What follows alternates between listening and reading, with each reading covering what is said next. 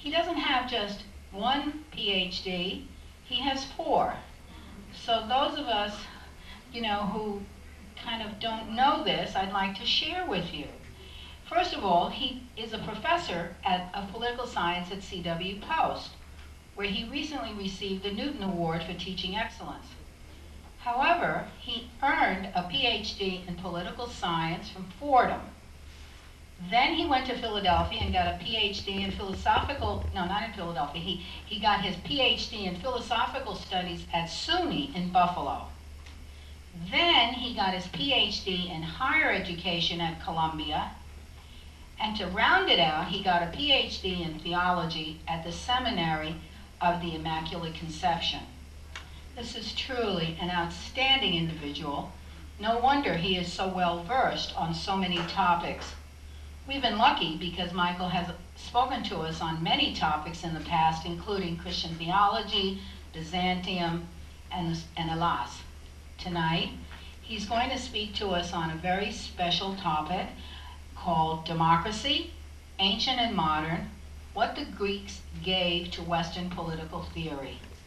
It gives me a great deal of pleasure to introduce Michael. By the way, he's also authored a number of books and articles, the latest being The Song of Elas, which was published last year. Please join me in welcoming Professor Soubios.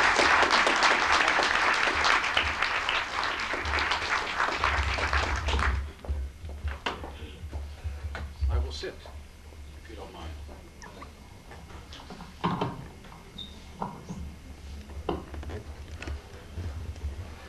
Well, give you a little brief historical sketch of democracy as understood and practiced by the Greeks. I'll be drawing some parallels between that system or those systems and modern democracy in the West, and also, of course, point out some differences between our systems. I want to begin by pointing out a kind of a bias or prejudice that we all suffer from to some degree, and that is the bias of Athenocentrism. Athenocentrism, meaning by that you and I have all been taught to believe that the Athenians uniquely and independently invent democracy somewhere in the latter portion of the 6th century BC. That's not entirely true. I don't want to offend any Athenians in the audience, but the fact of the matter is there seems to have been a fairly broad movement along these experimental lines across the Greek world. We know that about the same time the Athenians were doing their thing, that the Greeks in southern Italy were experimenting with democracy, the Greeks on Sicily were experimenting with democracy, and the Greeks on the coastline in the eastern Mediterranean, the coastline of Asia Minor, were also playing around with democracy. So at about the same time as the Athenians, we can identify anywhere from 12 to 18 different city-states in the Greek world that were also evolving these political institutions we refer to as democratic.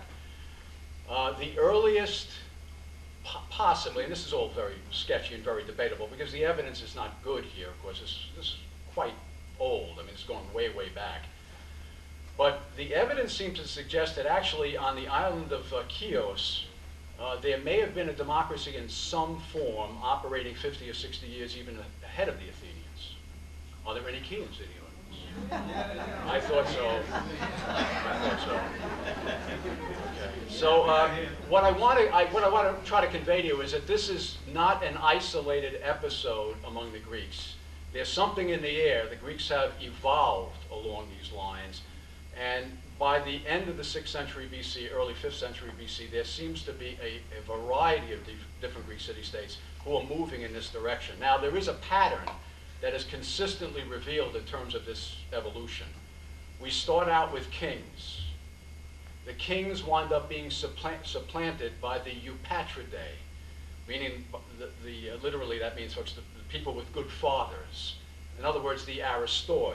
This is an aristocracy, a socioeconomic aristocracy.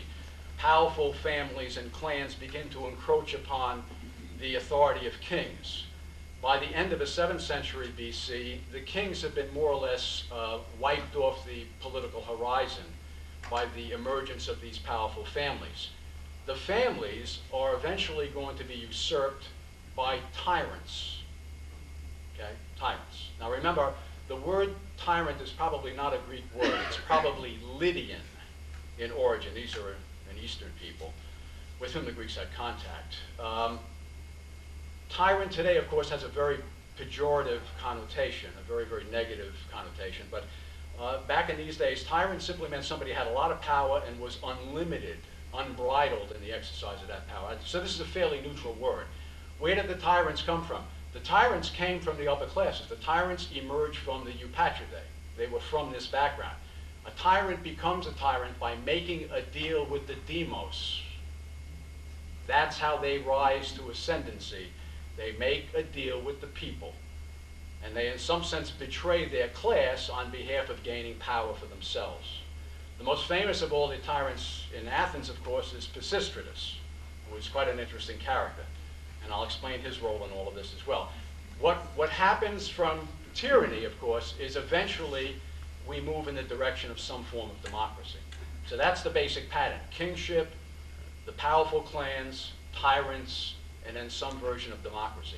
Athens is a perfect illustration of this, what happens here. In terms of the Athenian experience, and this is the one we really have to focus on because we know more about what happens politically in Athens than any other Greek city-state. And that's kind of an accident of history. Athens, of course, was very big, powerful, and prosperous.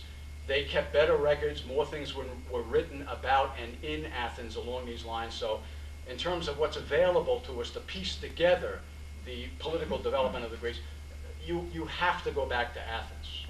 I mean, the other city-states just don't have available to them the kind of records that we can appeal to coming out of the Athenian tradition. The first key figure in this, and this is a name that you all know, the first key figure in the development of Athenian democracy is probably Draco. This is where we get that word draconian from, D-R-A-C-O. Draco is very important, folks. Although his laws are fairly harsh, they're rather primitive. In 621, Draco's code is the first formally written and publicly distributed code that we know of among the Greeks. This is very important. And the reason being, folks, that unless your code is written down and publicly disseminated, if, in other words, you're operating based on what is called a common law tradition as opposed to something more statutory, then the Eupatridae, the big clans, the powerful families, have an absolute interpretive monopoly upon the laws. If they're not published and available, then this becomes the plaything for the prejudicial imagination of the rich, of the powerful up on top. By having this code published, it sort of moves you in the direction of democracy because now everyone can actually see and interpret the laws for themselves. So the posting of a published law in a written form is a very, very important move. What the Greeks eventually do, what the Athenians eventually do, is they literally mount the laws on what are called axons, which are revolving stone tablets. So that if you have a question or you're being indicted under some aspect of the law, you can literally go and examine the law for yourself to understand where the violation may lie, what your penalty might be. This is a giant leap forward, as I said, as opposed to having a clan interpret what the law is supposed to mean. This now makes it public information. This is a necessary precondition for any democracy. The next important figure, of course, is Solon. Your society is named after this fellow. And he did lots of things, but probably the most important thing he did, folks, he spared the city-state of Athens from stasis. Stasis is the ancient Greek word for revolution. And this is the plague, this is the cancer that afflicts the Greek political horizon, folks. This is the big, big problems the Greeks have. The Greeks do many things very well. Unfortunately, one of the things they do well, folks, is they kill each other. And they kill each other very effectively and very continuously along political lines. So when Solon becomes the chief archon, he's the chief administrator of the city. This is shortly after the turn of the century, in the 6th century. Solon comes up with a recipe by which he spares the city from all-out revolution. And that's where you were heading. The poor were being enslaved. They were being indentured, folks, as a result of a system whereby loans were made to the poor, and if you reneged on your loan, or you defaulted on your loan, you were automatically sold into slavery. So what he did, folks, was he's responsible for a thing called the sisakthia in Greek, which means literally the shaking off of debt. There was a universal amnesty of all debt. This is how he kept the peace. Only Solon, folks, I think could have pulled this off, because although he was one of the aristoi, he enjoyed the esteem and respect of the thetes, the lower class people as well. So the upper classes said, well, this is our guy, he's one of our people, so he's not going to do something bad for us. And the lower classes respected and trusted him because he was universally acknowledged as a man of integrity. So he intervenes here, folks. And there's a very, very famous poem attributed to him in which he describes himself as a man surrounded by wolves. He has wolves from below and wolves from above. And his job is to fend off the two packs and come up with some kind of a recipe to preserve the peace. And he does this by shaking off of debt. Another thing Solon does, folks, he involves the lower classes in the popular assembly for the first time, and he also involves the lower classes in the court system. Very important. That's the foundation, folks, of the later democracy there, is allowing the common man to be involved in the courts and in the assembly. Before this, folks, as I said, this is all a matter of politics dominated by the upper classes. But to maintain the peace, we have to balance, folks. We need a certain proportionality here, and Solon was correct about that. You need proportionality. After Solon, we have Pisistratus, who is the tyrant I mentioned earlier. The great contribution of Pisistratus is this. He continuously humbles the upper classes, folks. He wages war against the aristocracy. He sees them as his greatest threat and rival politically. So he does a lot to weaken their influence and power. Correspondingly, there will be an increase in power and influence on the part of the lower classes. In addition, he widens eligibility for citizenship, folks. We have to say something about how the Greeks understood the term citizen. They have a very different understanding than we do about what it means and what is constituted by the term citizenship. But that's what he does. He weakens the powerful families, the big clans, and he broadens the franchise in terms of involving the lower classes. The one name that is probably most synonymous with Athenian democracy is the name Clisthenes, or Clisthenes. This is probably the one individual who contributes most to the formation of Athenian democracy. His name has, pride of place in this process. What he does is completely redefine the political organization of Athens. And in the process of this redefinition, he aggressively eliminates the idea of birth being the key to citizen rights and citizen privilege. And again, in the process, it's going to greatly widen the possibility of the average man claiming the privileges and rank of citizen. So he's going to completely, this is a very complex process. I talk about this in that last book I wrote, in that chapter, Government by the Bean.